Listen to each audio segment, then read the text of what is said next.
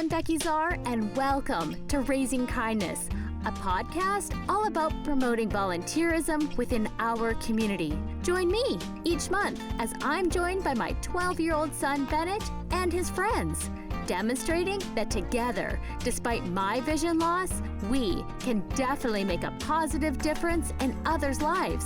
We may not always know what we're doing precisely, but we're going to learn, meet new people, and have a lot of fun during the process. So grab a friend and join us on our volunteering adventure that we call Raising Kindness.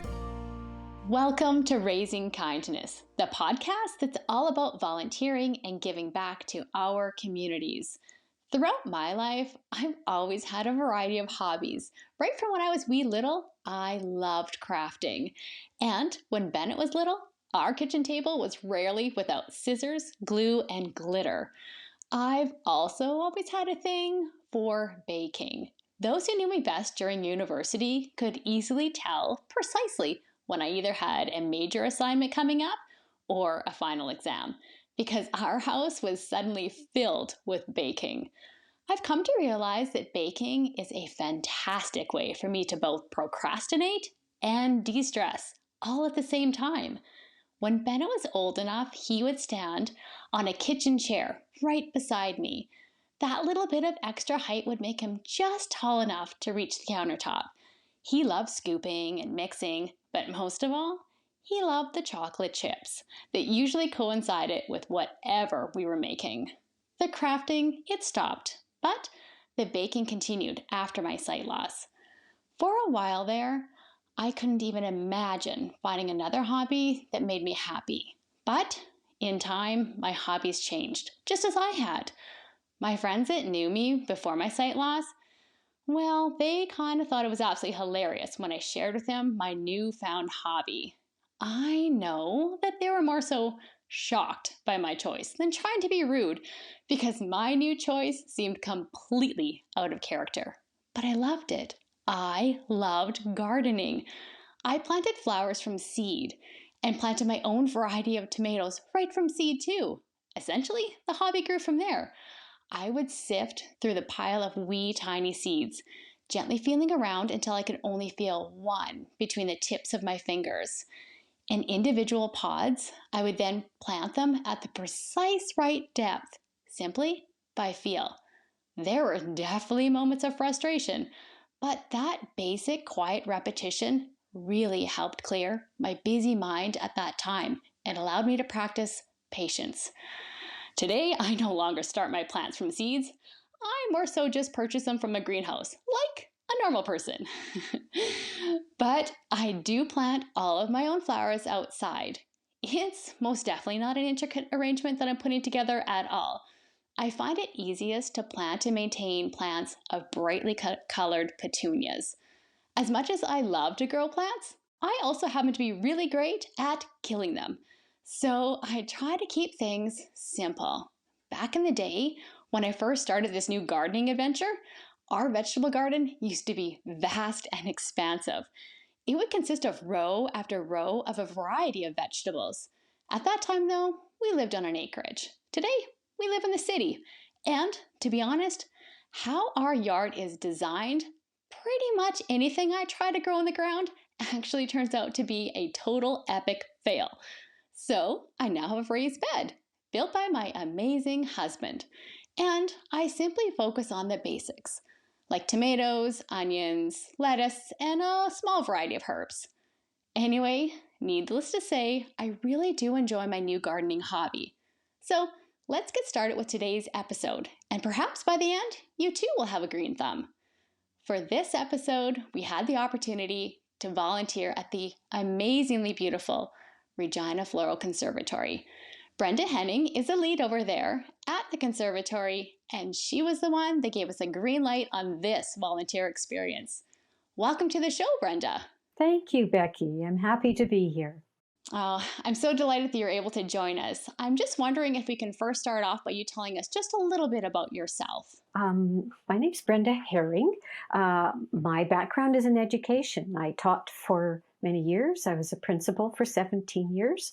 I moved from Calgary to Regina, and within a year, I met someone at a garage sale who told me all about the conservatory. So pretty soon I was volunteering with maintenance and then with education. And then I was the head of education. And now I'm the president of the RGA and loving every minute of it. Oh, wow. That's absolutely amazing.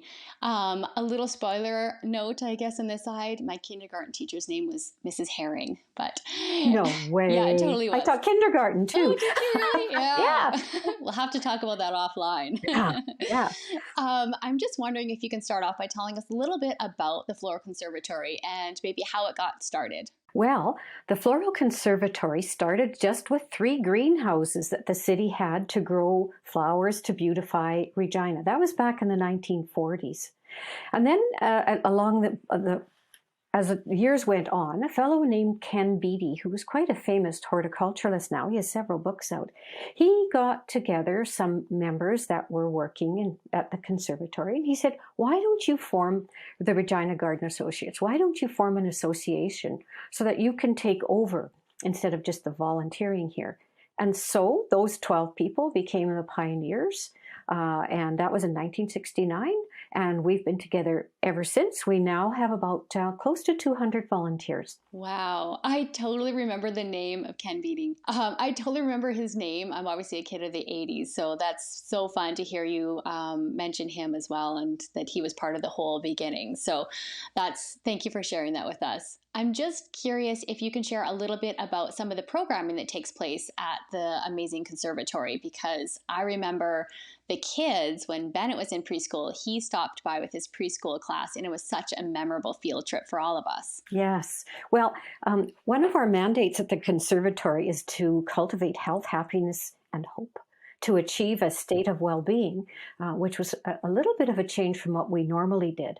But we really do want to collaborate to connect people with plants, and hence the education component, which is the most important component for us.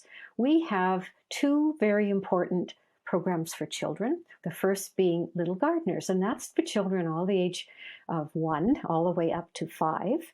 And we run programs once a month, and they actually have to sign up for 4 sessions at once. So by the end of the 4th session, the parents have gotten to know each other, the children have gotten to know each other, and it's just a wonderful connection with people and with plants, of course. It's all nature-based.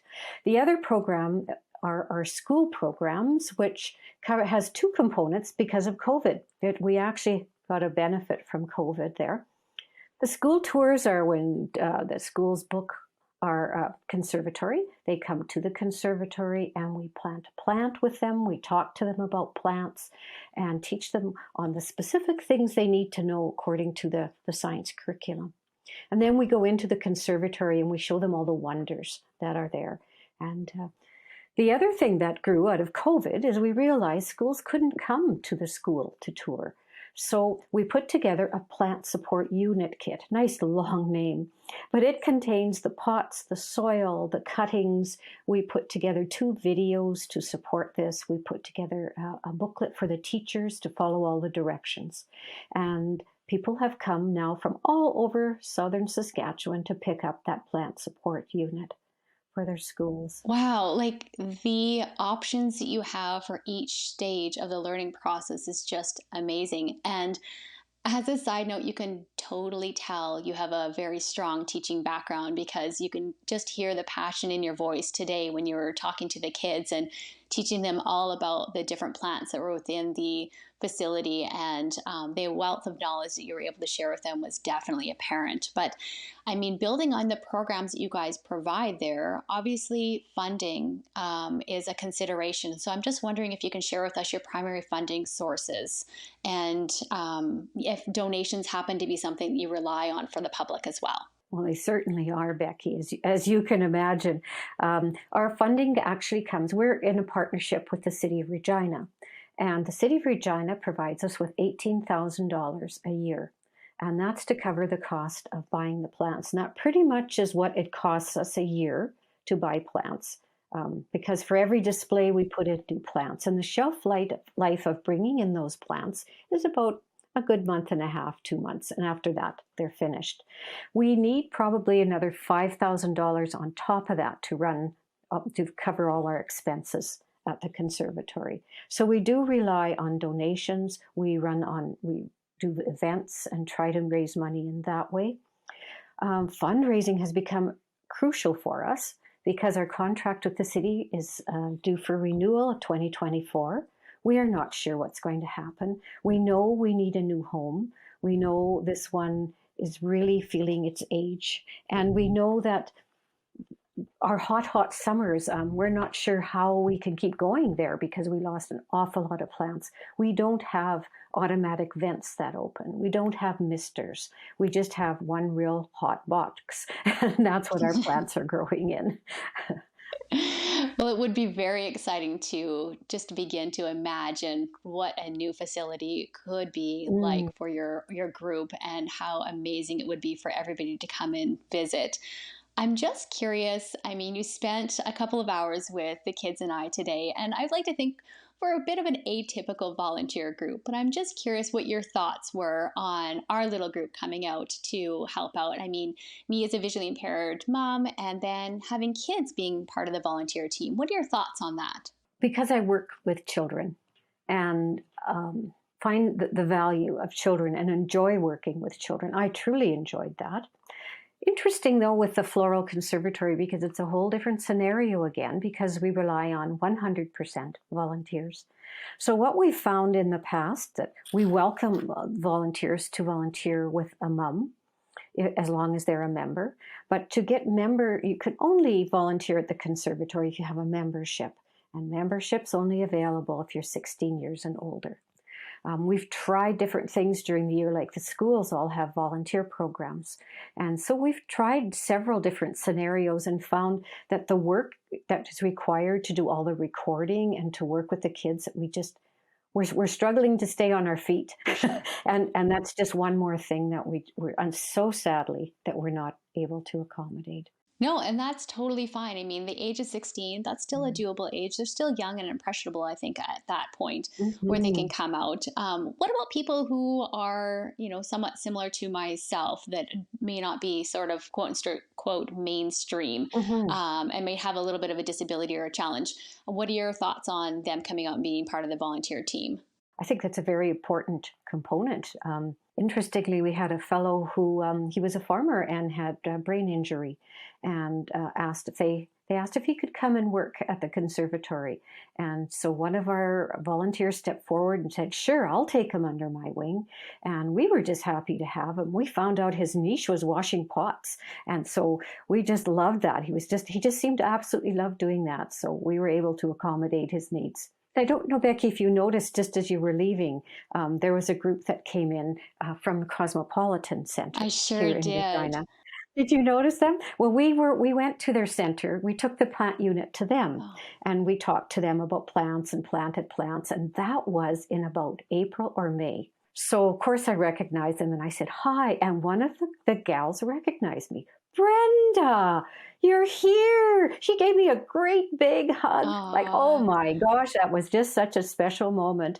Absolutely. Yeah. I have to admit, I have a special place in my heart for the crew over there at Cosmopolitan Industries because when I was a nursing student, actually, in the summertime, that was one of the places I actually chose to work because I loved what they're doing. I love the people that were there that I had the opportunity to work with and learn from. So my ears definitely perked up when I was leaving, and I had a big smile on my face knowing that group was going to spend some great time in such a wonderful atmosphere. So if people are interested in learning some more information on the Regina Floral Conservatory, where would you best direct them? To our website, reginafloralconservatory.ca.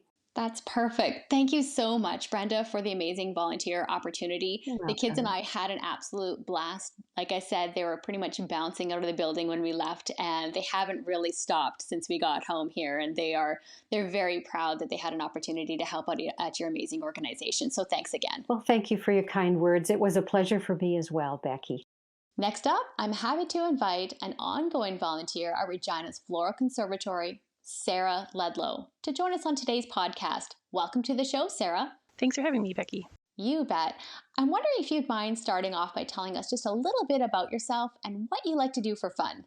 Yeah, so I really like nature and the outdoors and particularly birds. So I spend a lot of time bird watching and just enjoying nature. And I also really like plants and gardening. And so that's sort of what drew me to Regina Floral Conservatory. That's amazing. I loved hearing about the birds. How did you initially get involved with the Regina Floral Conservatory? Yeah, so I've only been volunteering with them like the start of this year, so I'm pretty new, but I love it. And I had initially started volunteering with them um, as part of a requirement of volunteer hours for a gardening certification program I was doing. And so I thought, what a good fit. Like I grew up in Regina. I've gone to the Floral Conservatory as a child and then continued as I got older, and I just love it. So it just seemed like the perfect opportunity to help out a place that I love, and also, get my hours in at the same time. So that's how that sort of came about. Perfect. I can totally see why you love it there. I just spent there a couple hours there this morning with the kids, and really time flew by so fast, and we could have just pitted in for the entire day, honestly. And the ladies that were there volunteering as well were just amazing. Just, it was so pleasant. I'm just curious, what type of volunteer opportunities have you had so far? Quite a few. So I help out with the display maintenance. So that's like taking care of the plants and making sure that everything looks good. I also help out with the reception. So those are the volunteers that greet you at the door. And I also help out on the communications team, specifically with our social media posts. Nice. So I'm doing a nice wide variety of things. And that's super fun too. And I've noticed some of your guys' social media posts, they're just amazing. And you guys are on thank there you. quite a bit, which is awesome.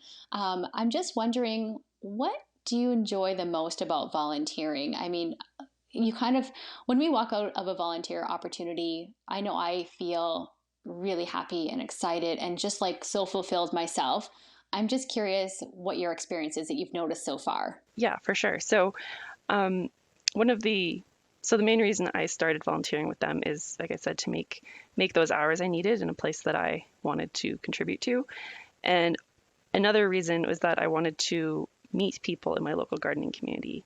And so I found that that's been a really big benefit, as I've met lots of wonderful people as part of this experience. And then, yeah, just being able to give back. So I think the Regina Floral Conservatory is a gem in Regina, and it's just like we're so lucky to have it. And so being able to make sure that that keeps going and it stays around is something that is important to me. So that's also something that's, yeah, I'm happy to be able to contribute. Totally. And I mean, obviously, you have a keen interest in nature, gardening, birds, and the whole gamut. But I'm just curious, if there's a viewer watching and they may not have as green of a thumb as yours, is there an extensive amount of gardening experience that's required and knowledge in order to volunteer there? Or what are your thoughts on that? Not at all. So if you love gardening and love plants and want to get your hands in the dirt, like by all means, there's a place for you. But like if you are a people person and you don't want to get your hands dirty at all, there's lots of jobs that you can do where you're still in that beautiful setting, like the reception volunteers, for example. You're greeting people afternoon, you make the complimentary coffee and tea, and you might have to field a few plant questions, but we have resources to help you with that. Yeah, so there's really options for everybody. Doesn't mean you have to be a master gardener to come help out. I love that you mentioned that there's a wide variety of activities for a wide variety of knowledge levels and experience. So that's super fantastic. What would be a piece of advice that you would lend to somebody who's considering, joining your guys' volunteer team? I would say do it. Yeah, so like I said, it's been super great. I've met lots of really amazing people. And even just like I was saying, as like working at reception, being somebody who greets visitors as they come in, it's always just so interesting to talk to them and hear their stories and see where they're from and why did you choose to spend your afternoon with us today and that sort of thing. So it's a good way to just like meet people and grow that community. And then it's just a really nice place to be. So if nothing else, if you want to come and do maintenance and you don't want to talk to anybody, then that's maybe the job for you. It's beautiful and it's peaceful, and it's just like the couple hours or an hour in the morning on your maintenance day that, you get to be in that peaceful place without like crowds and anything like that. So I don't know. Those would be two main reasons, I would say. That's perfect. It sounds like you're having an amazing time, and you picked a really great organization that fits your personality. And, from our little experience today, it is definitely someplace that it seems like a little hidden gem that we have here in Regina that maybe more people aren't quite aware of, that definitely should check it out. So thank you so much for all of your volunteer time. Thank you for joining me on today's podcast. And thank you for all of your, volunteering that you do throughout your day and your busy, busy schedule. Yeah, well, thank you for having me and for the opportunity to talk about the Floral Conservatory. Because like you said, it is a hidden gem. And so the more people that know about it, the better. Well, it's time for me to move over and make room for the kids. Time to hear their perspective on today's volunteer experience at the Regina Floral Conservatory. Welcome to the show, Colbey and Bennett. Thank you. Thank you. So I might get in trouble for this, but earlier I made mention that Bennett's preschool class took a field trip to the conservatory and just how amazing it was. But in all actuality, both of you guys were in that class. I think you guys were around the age of 4, and I totally remember it like it was yesterday. I'm just curious though, if either of you guys happen to remember that same field trip at all. I really do remember Mrs. Marshall's class. I remember going there and like seeing the fish in like the pond and like potting some plants and taking them home with us. Okay, I'm going to be honest. I remember Mrs. Marshall's class, but I do not remember going there. So let's switch focus to today's volunteer experience. And let's start out like we usually do, by you guys painting a picture of today's volunteer experience. Colbey, do you maybe want to start out? And Bennett, you can jump in at any point and help her out. Yeah, I thought that it was way funner than I expected it to be, because I really loved like potting all of our plants and making sure that like we really helped them out there by potting them and like helping them sell them and everything. Yeah, I think it was actually really fun. What we did is at the start, we didn't really know what we were doing, but then at the end, it was awesome. We planted little plants and it was actually really fun. Yeah, I really agree. I enjoyed looking at all the plants. I enjoyed getting told like about like what the different plants did and like what the different trees did, how they looked, where they were from.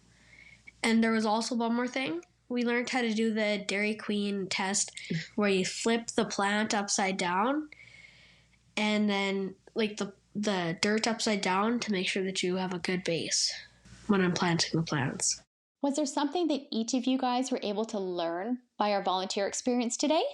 I personally learned a lot. I learned like all of like how the different plants worked, like where they were from. I learned about how to take care of the plants, how to plant a plant. Yeah, it was super fun.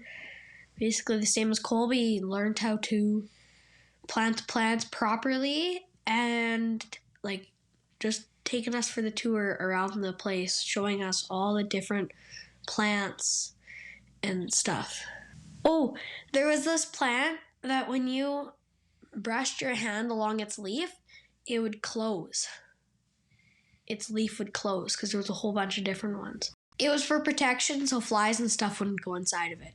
Now, if somebody's watching and they're considering volunteering at the conservatory, what would be a piece of advice that you guys would offer them? Don't be afraid to get your hands dirty. Yeah, I definitely agree. It's not as bad as it looks when you're like when you're trying to pick up the plant and all the roots are falling out. What was your favorite part of volunteering today? My favorite part was planting the plants. My favorite part was probably getting the tour and her telling us all about the different plants and where they came from and what their adaptations are. I'm just curious. How does volunteering make you guys feel? I mean, when we leave a volunteer experience, I know how I feel, and I'm just curious what the feelings are that you guys are experiencing. It feels pretty good to go and help out and volunteer and just brighten people's day. Like, it was pretty fun. They were pretty happy that we got there and helped them out with planting out the plants and stuff. Yeah, I agree. It does feel like really good to be helpful in the world and like to make a difference. We have one more thing to show you guys. So we brought home these plants, and I picked out these little, I don't know, it's fluffy.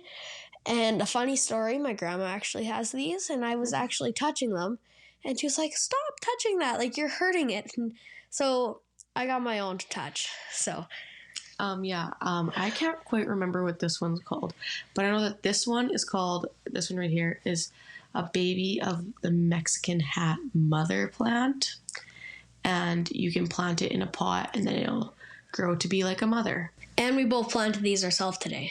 It was so fun volunteering again with you guys, and I know we had a total blast. I'm sure that the kindness challenge you're about to put forward is going to be a good time also. That being said, it's time for the kindness challenge. It's the perfect opportunity for you, our viewers, to get involved and help us spread kindness all over our communities. Okay, you two, I'm handing the mic over so you guys can tell us all about today's kindness challenge. Today's kindness challenge that we chose is to go to the Floral Conservatory in Regina and buy one of these little $5 plants. And you can just take a picture of them and post it to our Instagram and our Facebook page. All money goes towards their education fund and their Little Tots teaching programs. Once again, good job. Your kindness challenge sounds super fun, and I really like how much thought you guys are putting into each of these challenges. I'm really looking forward to seeing everybody participate, so remember to tag us in on your social media posts. From the moment I began researching this volunteer opportunity, I was so excited. I just have so many good memories of young little Bennett right beside me in the garden. He would help me plant, discern between what were weeds and legitimate plants, and his favorite was always the end product. Whether it was a cucumber, peas, or raspberries, he just loved sampling them all. And he was just so proud of what he helped us grow. And when he was really little, there were a few times when my flowers just displayed green foliage because all the beautiful blooms were picked off by Bennett and gifted to me. I love daisies, lilies, anything that looks bright and tropical, but my favorite flowers of all time are tulips. Although I can't entirely see the flowers anymore, they still bring me a level of happiness, just knowing that they're there. And even though I couldn't see all of the beauty that the Floral Conservatory, brightly boasted, it still provided such an inviting atmosphere to me because it was warm, it radiated an atmosphere of peace and tranquility, plus it simply smelled amazing. So for somebody who's a little bit on the edge about volunteering in an environment that's full of hustle and bustle, the Regina Floral Conservatory or a similar environment would definitely provide a little calmer, more relaxed environment. So if you're thinking about volunteering and you're thinking about trying something a little bit different, this is definitely an opportunity you want to check out. And that brings us to the end of this episode of Raising Kindness. We look forward to you guys participating in the Kids Kindness Challenge, so be sure to tag us in on your social media pages. Thanks so much, everyone, for watching. Take care and see you next time. And that's a wrap on this episode of Raising Kindness with me, Becki Zerr. Thanks so much to all of my guests and to you for tuning in. Be sure to check us out on social media. You'll find us on Facebook and Instagram at raising.kindness.podcast. And don't forget, you're going to want to like and subscribe to the podcast on YouTube and your favorite podcast platform. See you again soon.